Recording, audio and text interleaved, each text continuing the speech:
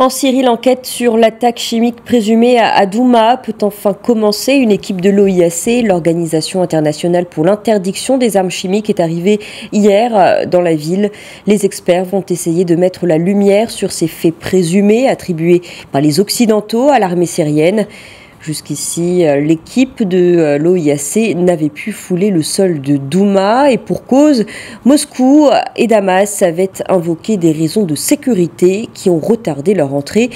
Les experts de l'OIAC pourraient-ils alors rencontrer des difficultés sur place?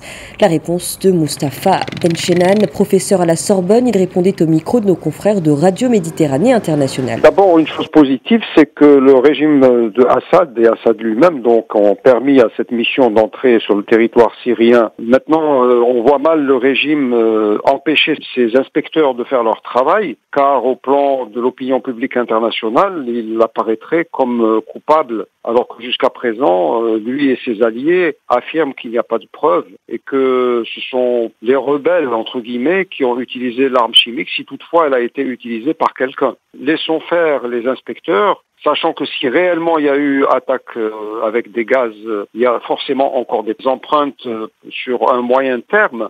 Quelle est la référence suprême finalement dans les relations internationales? Est-ce que c'est encore aujourd'hui le droit international ou est-ce que ce sont tout simplement des rapports de force, les plus forts faisant ce qu'ils ont besoin de faire, ce qu'ils ont envie de faire au moment où ils ont envie de le faire?